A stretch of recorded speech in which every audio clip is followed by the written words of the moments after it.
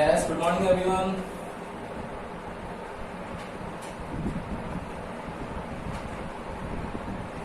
Good morning.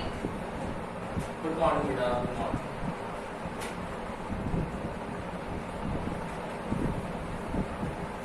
हमारा chapter number 5 चला था मैग्नेटिज्म एंड मैटर। कल हम लोगों ने मैग्नेट के बारे में पढ़ा था कि मैग्नेट क्या होता है, कहां से डिस्कवर हुआ और फॉर्म में क्या होता है। तो आप लोगों ने देखा था कि मैग्नेट जो है वो एक सब्सटेंस है जो आयरन, निकेल एंड कोबाल्ट से बना हुआ है। सेकंड चीज, अगर इसको हम लोग फ्रीली अलाइन करते हैं तो ये always north to south direction में अलाइन होता है। ये 2 पॉइंट्स लिखे थे। देन हम लोगों ने देखा था कि नेचुरल मैग्नेट कौन से होते हैं, आर्टिफिशियल मैग्नेट कौन से होते हैं। आर्टिफिशियल मैग्नेट में देखा था स्टेबल मैग्नेट, अनस्टेबल मैग्नेट, जो परमानेंट और टेम्परेरी है। देन उसके बाद हम लोगों ने फोकस किया था कि यहां पर आप लोगों के पास जो मैग्नेट्स हैं उनकी मैग्नेट की प्रॉपर्टीज कौन कौन सी होगी। 6 प्रॉपर्टीज लिखवाई थी। उसमें मेन आप लोगों के सामने थी कि भाई मैग्नेटिक फील्ड लाइंस नॉर्थ से स्टार्ट होती है, नॉर्थ पोल से, और एंड होती है साउथ पोल पर।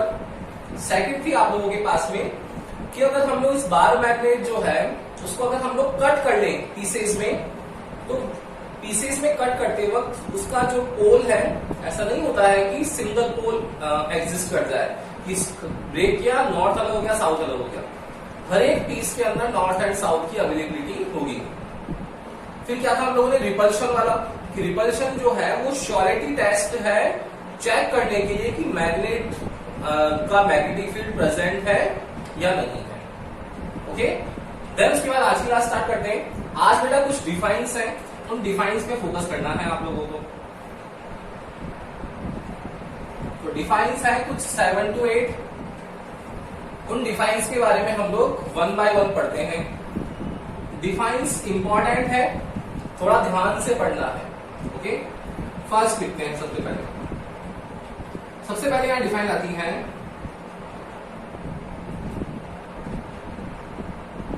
Magnetic field.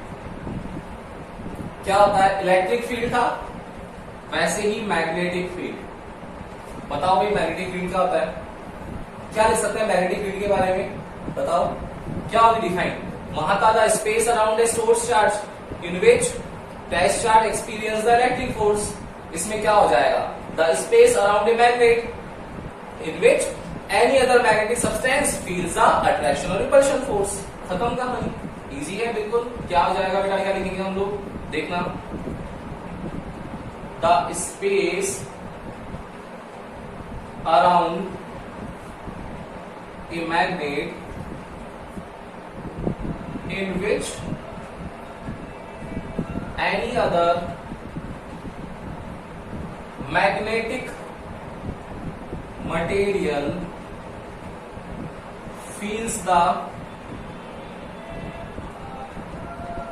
magnetic force, then that space or area is known as magnetic field. Okay, देखो तो मैग्नेटिक फील्ड डिफाइन हो गई। The space around a magnet in which any other magnetic material feels the magnetic force, then that space or area is known as magnetic field। वहां electric field का formula क्या था, E equals to F upon Q। यहां कितना हो जाएगा बेटा, E की जगह लिखेंगे B। F फोर्स तो वही होगा, यहाँ इलेक्ट्रिक फोर्स है, यहाँ क्या होगा मैग्नेटिक फोर्स, और चार्ज वहां आता है चार्ज, यहाँ आता है उस मैग्नेट के पोल की मैग्नेटिक स्ट्रेंथ। एंड क्या होती है ये, कि जो मैग्नेट है बार मैग्नेट N और S पोल है, इन दोनों की मैग्नेटिक स्ट्रेंथ M और N, वहां भी 2 होती है, plus Q minus Q। Same यहां पर भी N पोल को कंसीडर करते हैं प्लस, S पोल को लेते हैं माइनस। ओके, तो N और S जो होगा इसका मैग्नेटिक फील्ड होगा। उस मैग्नेटिक फील्ड में अगर कोई और सब्सटेंस आ जाए, कोई मैग्नेटिक मटेरियल आ जाए, तो वो फोर्स फील करता है, मैग्नेटिक फोर्स, उसी स्पेस को बोलते हैं magnetic field. Clear. Second define है यहां पर आप लोगों के पास, वहां आई थी इलेक्ट्रिक फ्लक्स, यहां आएगी मैग्नेटिक फ्लक्स। क्या होती है मेरा मैग्नेटिक फ्लक्स, इसको डिनोट करते हैं, वहां करते थे फाई से, यहां भी करते हैं फाई से, वहां ई लगाते थे इलेक्ट्रिक फील्ड के लिए, यहां लगाते हैं बी मैग्नेटिक फील्ड के लिए। क्या थी इलेक्ट्रिक फ्लक्स की define? The number of electric field lines passing through any surface perpendicularly then it is known as electric flux. यहां पे क्या हो जाएगा, इलेक्ट्रिक फील्ड के हटाओ, मैग्नेटिक फील्ड लगा दो, बस खत्म कहानी। देखो तो क्या आएगा, the number of magnetic field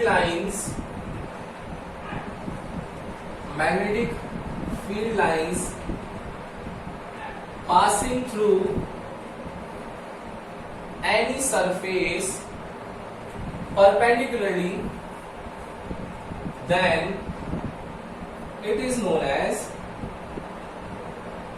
magnetic flux and it is denoted by phi b। वहां पर क्या होता था formula, phi B equals to E dot A, यहां क्या हो जाएगा बी डॉट ए, डॉट हटाते तो कॉस लिखते थे वहां पर भी, तो यहां पे क्या हो जाएगा बी ए कॉस थीटा। देखो सेम कहानी चल रही है, कोई दिक्कत नहीं होनी चाहिए। The number of magnetic field lines passing through any surface perpendicularly then it is known as magnetic flux. Clear? तो इन दोनों डिफाइंस के एक बार आप लोग स्क्रीनशॉट ले लो, और ये जो डिफाइंस लिखवा रहा हूं बेटा, ये डिफाइंस आप लोग एक पेपर में लिख करके A4 साइज पर और अपने जहां भी पढ़ते हो स्टडी रूम में वहां टेबल के ऊपर लगा दो, तो घूमते फिरते आप लोग देखते हुए याद कर सकते हो उन सब चीजों को। डिफाइंस है, समझने वाली चीजें तो है ही है, लेकिन at the end of the day exam day जो होगा आपका, उसमें आपको लिखनी पड़ेगी वर्ड टू वर्ड, है ना, तो आप लोगों को ये लर्न करनी पड़ेगी। ये समझने वाला है लेकिन लर्न करना, डेरिवेशन है, एक बार समझ के आप कभी भी करवा लो आपसे, तो वो चीज है, लेकिन डिफाइंस तो लर्न करनी पड़ती है, इसको कहीं लगा लो ताकि आप लोग घूमते फिरते आप लोगों को माइंड में चलती रहे आप लोगों के, ठीक है ना? चलो वीडियो स्क्रीनशॉट। अब है इसमें थर्ड डिफाइन, देखो थर्ड और फोर्थ डिफाइन है ना, टफ है थोड़ी और समझने वाली है, केवल और केवल वर्ड का खेल आता है डिफाइंस में। थ्योरी देखो हमेशा इजी होती है, थ्योरी हमेशा इजी होती है, डेरिवेशन थोड़ा सा आप लोगों को टफ लगता है, लेकिन ये भी ध्यान रखो कि डेरिवेशन अगर हम लोग ढंग से करते हैं तो फुल मार्क्स मिलते हैं। थ्योरी अगर हम लोगों ने वर्ड ऊपर नीचे कर दिया तो थ्योरी में मार्क्स भी कट जाते हैं, है ना? तो यहाँ पर रटाफिकेशन ज्यादा चलता है जहां पर डिफाइंस आ जाती है। देखो थर्ड डिफाइन देखा बेटा, थर्ड है इंटेंसिटी ऑफ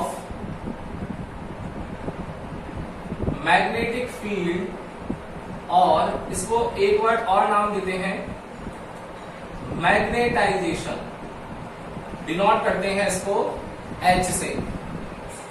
एंड एक डिफाइन होती है फोर्थ, उसको बोलते हैं intensity of magnetism, intensity of magnetism I। अब देखो आप लोगों का दिमाग खराब हो जाएगा कि सर ये क्या है, इंटेंसिटी है, समझ में आती है इंटेंसिटी, लेकिन इंटेंसिटी दो तरीके की है, कौन कौन सी? एक है इंटेंसिटी किसकी, मैग्नेटिक फील्ड की, जिसको मैग्नेटाइजेशन भी बोलते हैं।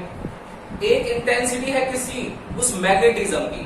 तो वर्ड इंटेंसिटी क्लियर है, मैग्नेटिक फील्ड और मैग्नेटिज्म समझना जरूरी है।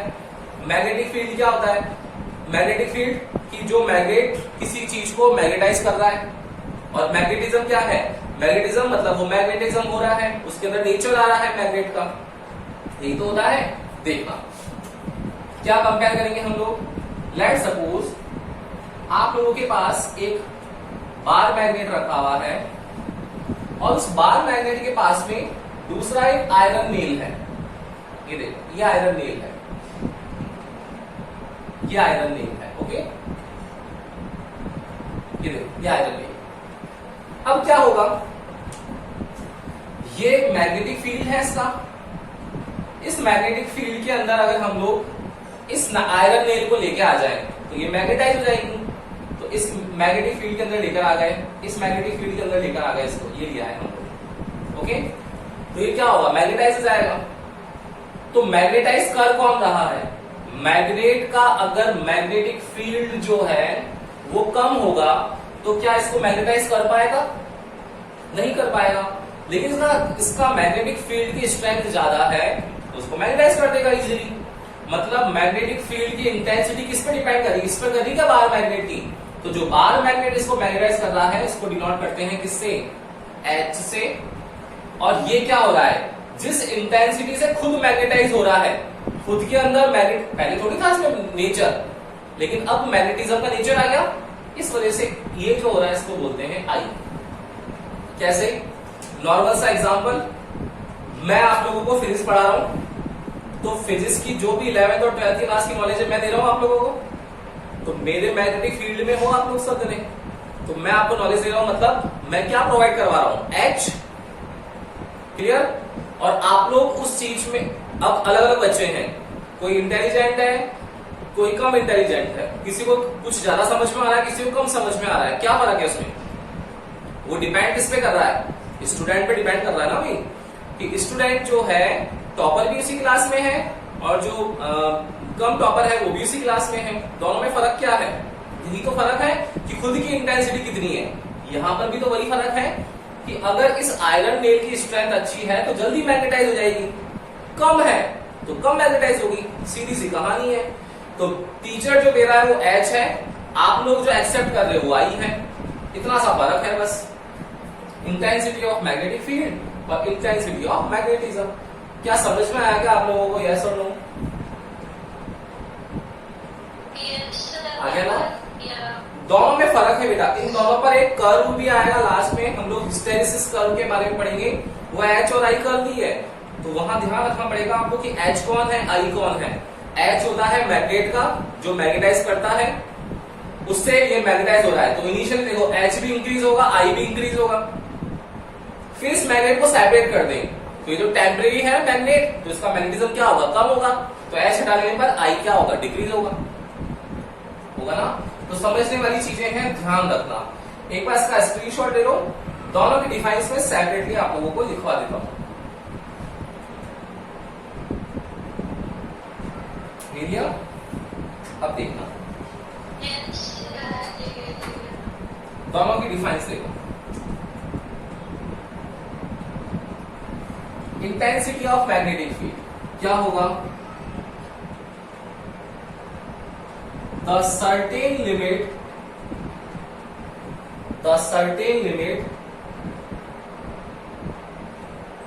on which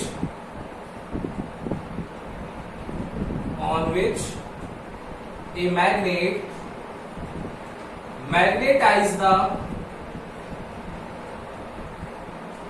magnetic material, then that limit is known as, then it is known as H। यही तो है certain limit, एक लिमिट होती है certain limit on which a magnet खुद magnetize the magnetic material, magnetise कर दे किसी any other magnetic material को, then it is known as H। Intensity of magnetism क्या होगा, ये भी इंटेंसिटी है, मतलब एक लिमिट तक होती है, तो क्या हो जाएगी इसकी डिफाइन भी, the certain limit at which magnetic material get magnetized, then it is known as intensity of magnetism। देखो दोनों में ये वर्ड कॉमन है, वर्ड टू वर्ड याद रखना, डिफाइंस आ जाएगी, वर्ड टू वर्ड जाना पड़ेगा, सर्टेन लिमिट। अब क्या होता है, H खुद का मैग्नेटिक फील्ड प्रोवाइड करवाता है, वही देखो, on which a magnet magnetise the magnetic material, magnet खुद मैग्नेटाइज कर रहा है।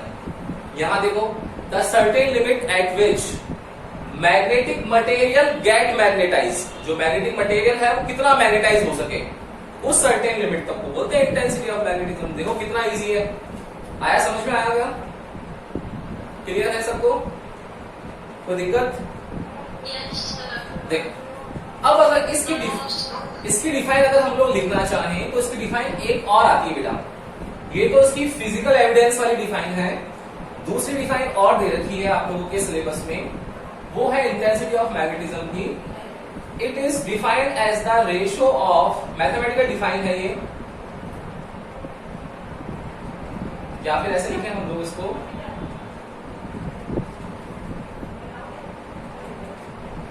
The magnetic dipole moment, the magnetic dipole moment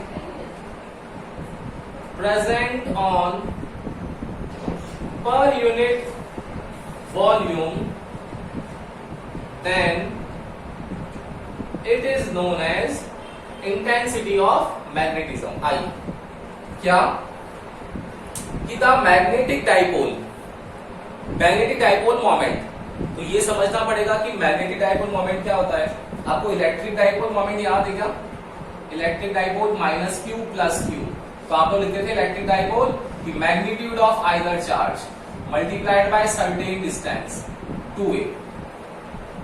तो यहां पर अगर मैग्नेटिक डाइपोल मोमेंट है तो इसकी डिफाइन क्या हो जाएगी, देखो ये मैग्नेट है, ये N, ये S, मैग्नेट के दोनों के बीच में इफेक्टिव लाइन बताई थी कल मैंने आपको, इसको लिखते हैं 2L। इसकी मैग्नेटिक स्ट्रेंथ बताई मैंने आपको प्लस M माइनस M। तो यही वही चीज ये बोलता है, मैग्नेटिक डाइपोल मोमेंट को डिनोट करते हैं M से, कैपिटल M से।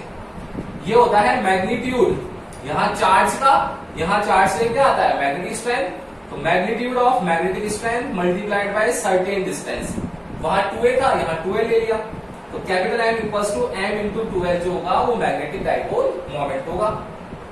कहां पर? ऑन पर यूनिट वॉल्यूम में। तो पर यूनिट वॉल्यूम का मतलब क्या होगा बेटा, इंटेंसिटी I जो होगा फॉर्मूला, उस इंटेंसिटी I का फॉर्मूला क्या हो सकता है, magnetic dipole moment capital M on per unit volume. देखो V अगर 1 मीटर क्यूब होगा तो जो मैग्नेटिक डाइपोल मोमेंट है वही इंटेंसिटी ऑफ मैग्नेटिज्म है। तो कितना आ जाएगा इससे, I equals to M over V से एक फॉर्मूला और क्या लिख सकते हैं, I इक्वल्स टू M की जगह हम लोग M multiplied by 2L upon V, ये भी फॉर्मूला हो सकता है। क्लियर है? कोई दिक्कत यहां तक नहीं है ना? इजी है काफी, डिफाइंस का खेल है। देखो दोनों कंफ्यूजिंग क्रिएट करती है, दोनों में काफी ज्यादा कंफ्यूजन होता है, लेकिन आप लोग कंफ्यूज नहीं होना है। एक को ध्यान रख, वो बस टीचर स्टूडेंट वाला रिलेशन याद रखो कि टीचर अपना मैग्नेटिक फील्ड दे रहा है, सिखा रहा आपको H है, आप लोग सीख रहे हो, मैग्नेटाइज हो रहे हो, आप लोग I हो। ओके, ले लिया स्क्रीनशॉट इसका एक बार, ले लो, डन। अब देखना 4 डिफाइंस हो गई। अब हम लोग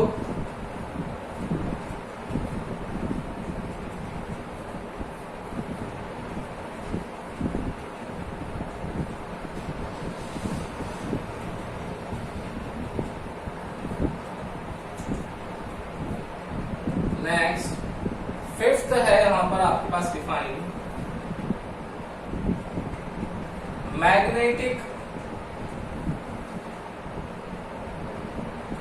परमिएबिलिटी।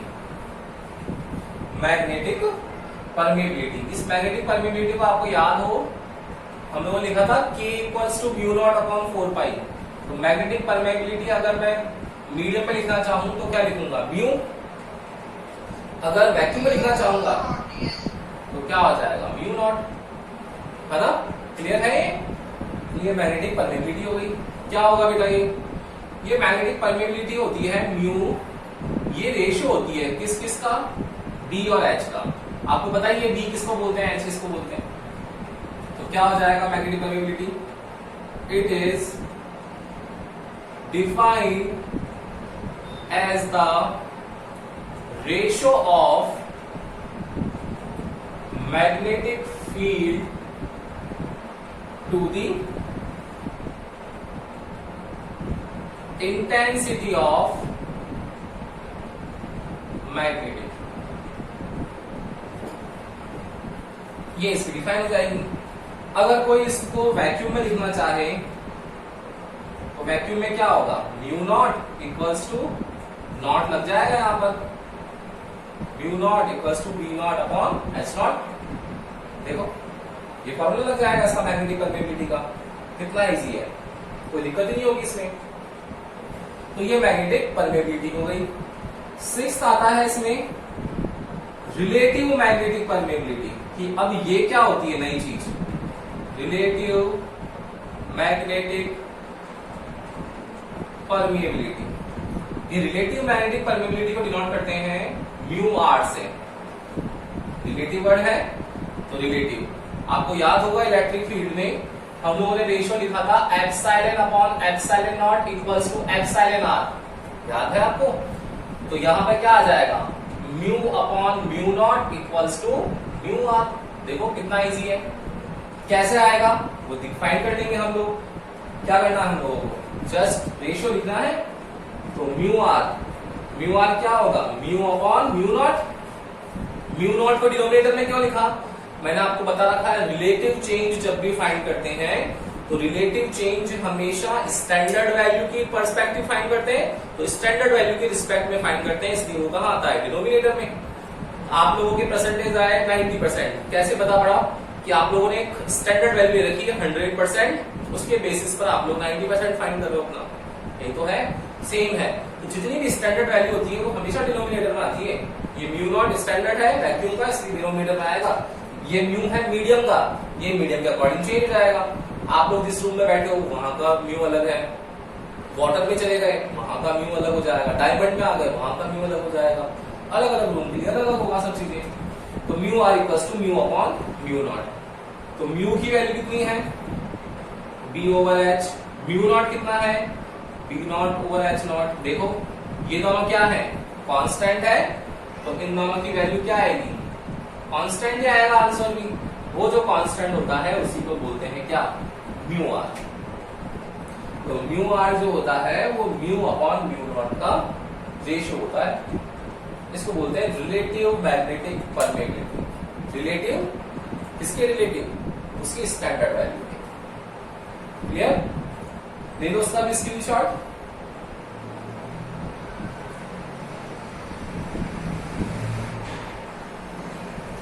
यस, हो गया। अब देखना लास्ट डिफाइन है बेटा, इसमें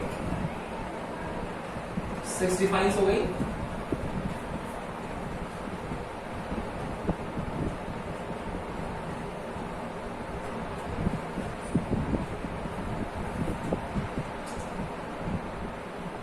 सेवेंथ नंबर पर डिफाइन है यहां पर आपके पास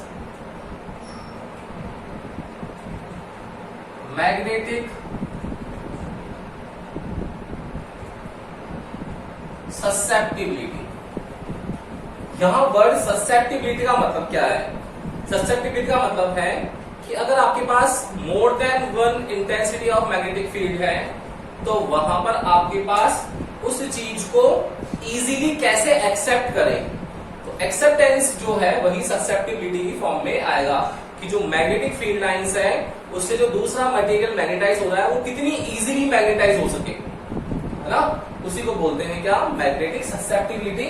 और इस सिंबल को ड्रॉ करते हैं, देखो ये सिंबल ध्यान देना भाई, इस तरीके से क्या होगा, आप लोग कैसे बनाते हो, एक्स बनाते हो, बना दिया एक्स, और इस एक्स के जो ये फर्स्ट है ना लेग, इस फर्स्ट लेग को थोड़ा बाहर निकाल दो, कैसे, ये देखो ये निकाल दिया बाहर, वापस बना लो, एक्स बनाया, इस लेग को बाहर निकाल दो, देखो एक्स बना करके इस लेग को बाहर निकाल दो। इस सिंबल को क्या बोलते हैं, बिल्कुल नया सिंबल है, फर्स्ट बार पढ़ोगे। इस सिंबल को दो नाम है इसके, एक है ये, एक है ये, क्या है ये भाई, इसको बोलते हैं जाई। क्या बोलते हैं, जाई।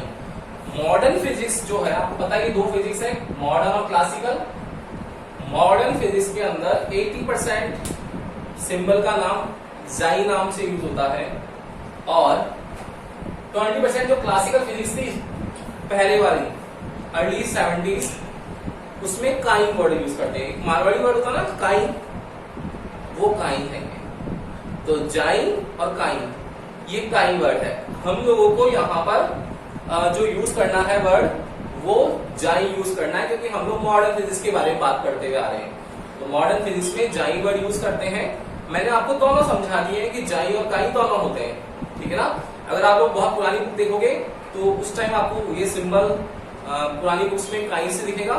न्यू बुक्स जो आ रही है वो मॉडर्न फिजिक्स पर बेस्ड आती है, तो वो जाई वर्ड से रिलेटेड करती है, ठीक है ना। तो 80% और 20% का ध्यान रखना, हम लोग जाई बोलेंगे।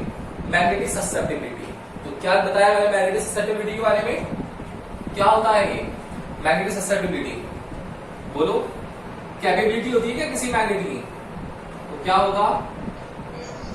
The capability of a magnet, the capability of a magnet to pass the magnetic field lines through any magnetic material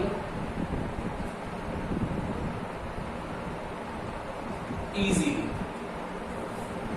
क्या कि कैपेबिलिटी है मैग्नेट की कि वो पास कर सके, टू पास द, या ऐसे हम लोग लिख सकते हैं to pass out the magnetic field lines, किससे?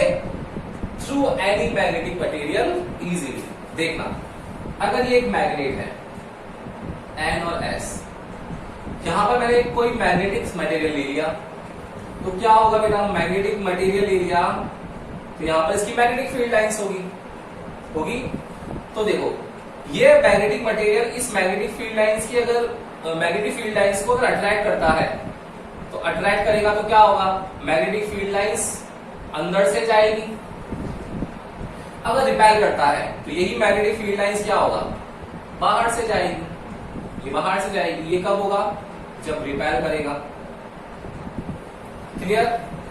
अब ये मैग्नेटिक मटेरियल्स को अट्रैक्ट कर रहा है, रिपेल कर रहा है, तो हम लोग बात कर रहे हैं इस अट्रैक्ट की, एक्सेप्टेंस की। क्या? कि कैपेबिलिटी ऑफ ए मैग्नेट, इस मैग्नेट की कैपेबिलिटी है, ये जो बाहर मैग्नेट है इसकी कैपेबिलिटी है क्या करने की? To pass out the magnetic field lines, pass out the magnetic field lines कहां से? Through any magnetic material easily. इससे जो मैग्नेटिक फील्ड लाइंस पास हो रही है, मतलब इसको कितना इजीली वो मैग्नेटाइज कर पा रहा है, वही क्या है? मैग्नेटिक ससेप्टिबिलिटी है। आया समझ में? आया? कोई हमें बात कह रहा है, हम लोग उस बात को कितना इजीली एक्सेप्ट कर रहे हैं, वो हमारी मैग्नेटिक ससेप्टिबिलिटी है। The capability of a magnet to pass out the magnetic field lines through any magnetic material easily, इसको बोलते हैं मैग्नेटिक ससेप्टिबिलिटी। ये होता है जाइएन। अब देखना आगे की चीज, डेरिवेशन की। क्या ये इसको मैग्नेटाइज कर रहा है बेटा? तो मैग्नेटाइज कर रहा है तो इसकी इंटेंसिटी ऑफ मैग्नेटिक फील्ड आएगी क्या? H आएगी। और ये मैग्नेटाइज हो रहा है, मतलब ये मैग्नेटाइज हो रहा है तो इसका क्या आएगा? I आएगा। तो मैग्नेटिक ससेप्टिबिलिटी दोनों की है ना, मतलब मैग्नेटिक ससेप्टिबिलिटी के डिफाइन और लिख सकते हैं क्या हम लोग? दूसरी क्या? कि it is the sum of किस का? Intensity of magnetic field and intensity of magnetising field या मैग्नेटिज्म। आया समझ में? आया? ये भी लिख सकते हैं हम लोग कि it is defined as the sum of क्या क्या?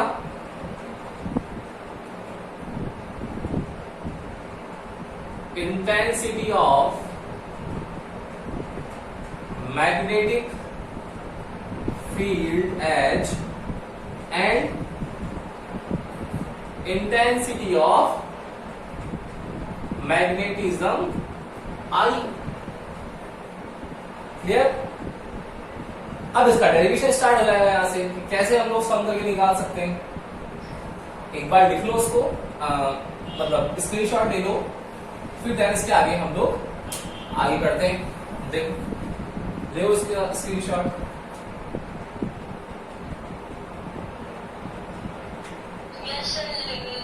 अब देखना दोनों का सम है, देखना बेटा कैसे हम लोग लिख पाएंगे इस चीज को।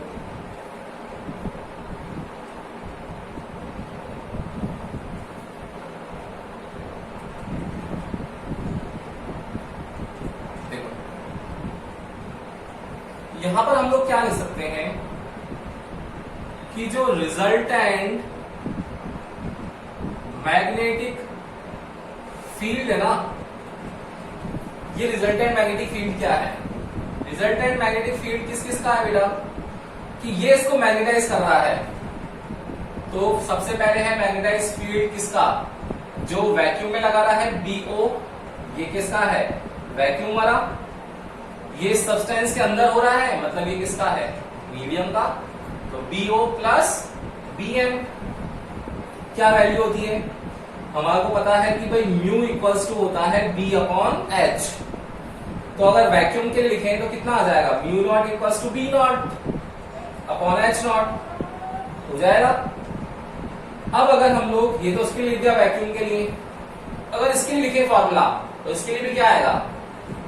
म्यू नॉट इक्वल्स टू, इसका क्या आएगा? Magnetic field BM। और वो किस वजह से हो रहा है? H नॉट की वजह से, H नॉट। ठीक है ना? यही BM जो है वो किस फॉर्म में कन्वर्ट हो जाएगा? क्या इसका BM जो है वो देखो यहां पर म्यू इक्वल्स टू क्या लिखा? B upon H। तो इसका जो मैग्नेटिक फील्ड है म्यू, वो किस में कन्वर्ट हो गया? मैग्नेटिक फील्ड इंटेंसिटी में। तो ये I अपॉन H। देखो ठीक है ना? अरे आ रहा है, समझ में आ रहा है क्या? नहीं आया?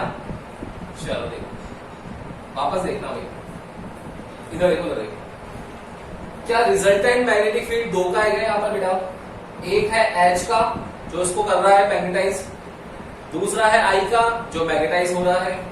यहां तक कोई दिक्कत ही नहीं है आप लोगों को। अब इसके आगे की कहानी है कि जो मैग्नेटिक फील्ड है ना BR, वो क्या है कि ये इसको कर रहा है, तो ये मैग्नेटिक फील्ड लाइंस कहां से पास हो रही है? वैक्यूम से। और दूसरी बात, ये इंटेंसिटी कहां की आ रही है? इस मीडियम की। ये मीडियम की हो गया दोनों का सम। इसका लिखेंगे तो फॉर्मूला क्या लिखा था अभी अभी हम लोगों ने? B upon H। ठीक है, तो कितना आ जाएगा? Mu not equals to B naught upon H naught. अब इसका लिखेंगे हम लोग तो कितना आएगा? इसका भी लिखेंगे म्यू नॉट। तो इसका मैग्नेटिक फील्ड कौन सा है? मीडियम वाला, BM लिख दिया। ये रहा BM। नीचे क्या आता है? H। लेकिन यहां H की जगह क्या है? I है। ये देखो I लिख दिया मैंने। आया समझ में? तो कितनी वैल्यू हो गई? B नॉट की वैल्यू हो गई म्यू नॉट H नॉट, इसकी हो गई म्यू नॉट I। तो BR आ गया mu naught H not plus mu naught I। Common ले लो, किसको कॉमन ले? म्यू नॉट H नॉट को ले ले, तो क्या बच जाएगा? 1 प्लस म्यू नॉट आ गया, H नॉट बच गया, तो I अपॉन H नॉट। ये वैल्यू आ गई किसकी? BR की। और यहां पर जो I और H का रेशियो है, वो I और H का रेशियो ही यहां पर कांस्टेंट रहता है, जिसको मैग्नेटिक ससेप्टिबिलिटी की फॉर्म में लिखा जाता है। तो I ओवर H जो होगा वो मैग्नेटिक ससेप्टिबिलिटी Xm के इक्वल होगा। देखो M किसका है? मीडियम का। तो क्या आ जाएगा यहां से?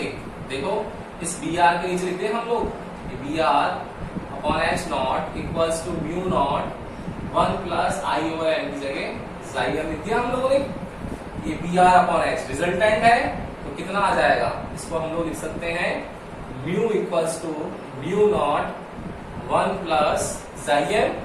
इस म्यू नॉट को और ट्रांसफर कर दो, तो mu upon mu not equals to 1 plus Xm। और ये म्यू अपॉन म्यू नॉट कितना होगा? Mu R. तो mu R equals to 1 plus Xm। ये आपके पास रिलेशन आ गया किसका? रिलेटिव मैग्नेटिक परमेबिलिटी का मैग्नेटिक ससेप्टिबिलिटी के साथ। तो इस Xm की वैल्यू सकते हैं हम लोग कितनी?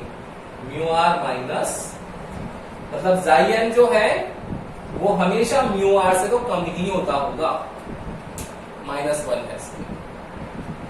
क्लियर? आया क्या समझ में? आता तो दिक्कत है तो बोलो बेटा, कोई भी किसी भी तरीके की दिक्कत है तो बोलो। डिफाइन से first define magnetic field, second define magnetic flux, third define intensity of magnetic field, fourth define intensity of magnetism, fifth define magnetic permeability, sixth define relative magnetic permeability, seventh define magnetic susceptibility. ये सारी आपकी tips पर होनी चाहिए। आप लोगों को ये ध्यान रखना इन डिफाइंस के बेसिस पर ही आगे का चैप्टर समझ में आने वाला है। ओके, तो ले लो उसका भी स्क्रीनशॉट एक बार। और इसके आगे हम लोग कल करने वाले हैं। कल हम लोग hysteresis curve and diamagnetic, paramagnetic and ferromagnetic तीनों सब्सटेंसेस में क्या फर्क होता है उसके बारे में स्टडी करेंगे। इंटरेस्टिंग क्लास है, थियोरेटिकली है, पूरी समझ में भी आएगी और अच्छे से लगेगा आपको। ओके, वेदर चेंज हो रहा है तो आप लोग अपनी हेल्थ का भी ध्यान रखो भाई सब जने, ताकि आप लोग हेल्दी रहोगे तो अच्छे से फोकस कर पाओगे स्टडी में। Okay, good day.